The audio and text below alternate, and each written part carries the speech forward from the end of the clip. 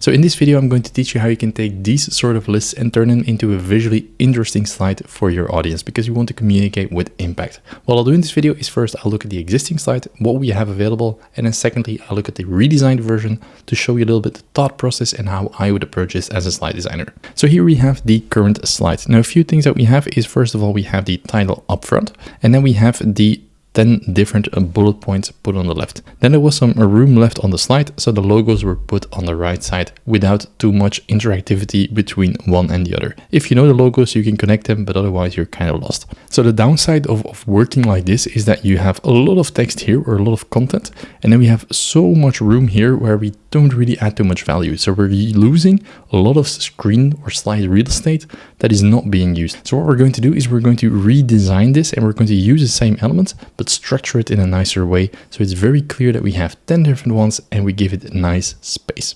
So here we can see a different version, and I went for a totally different approach since it's more in the technology sector. On the previous slide, there was not really branding involved, so I tried to incorporate some branding in this place. First of all, we have the gradient on the background. So we start with it dark on the outsides, and then we have that light in the middle. And this gives us sort of this radial gradient towards the edges. So we have that center point, which is light in the middle. So that is the background, the theme that we set for this slide. Next, we have the center point, which is going to be AI. It could be anything. It could be top 10 AI apps. That really depends on the content that you want to bring. And then we can see we have for each of the programs, we have a little square or a rectangle with rounded corners where we have the logo and we have room for the application name.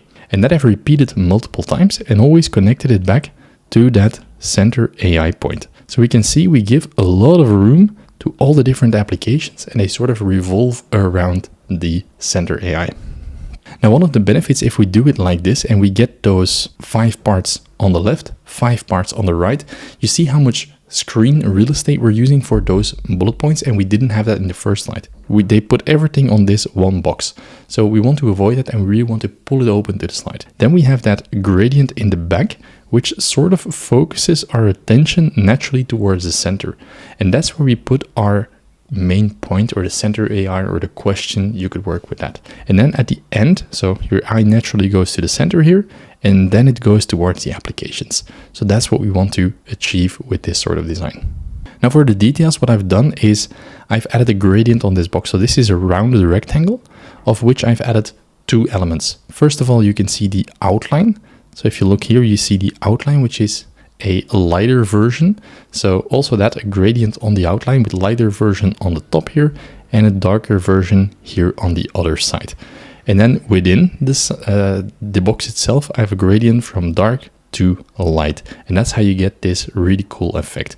It's a little bit more design work, but once you've done it for one square, you can easily copy it 10 times and add the content in. So once it's done, it's basically done and not that much work. And as a main benefit, I think if we put it in those individual rectangles, we can easily connect it. So this logo belongs to ChatGPT, then it's Midjourney and so on. So there is no confusion of what belongs together. So we want to make it very easy for the audience to spot and want to make it very easy for them to navigate their eyes on the slide. This one, if we compare it back, it's too much clutter on the right side and everything is condensed on the left, and we want to pull it open on the slide. So that's the key takeaway that we'll do. If you use bullet points, try to pull open the slide and use the real estate that you have. And then I think you'll use your presentation and your slides to the full potential, especially if you create this sort of nice shape so that is memorable for the people and they will more likely remember your message, and that's what it's all about. So definitely let me know what you think of this video in the comments below and leave a thumbs up. That helps me a lot. And if you'd like to do things differently, I'm curious to hear your feedback. And if you want to learn these skills yourself and become a professional slide designer and really get that eye for design, I have a program available that teaches you exactly that. So you can turn any slide. It's a sales presentation, a webinar, a training, or a pitch deck that you're creating. You'll get that eye for design and spot what works and what doesn't work. And if you want to learn that, please check the link in the description below, and there you can find all the information. See you in the next video.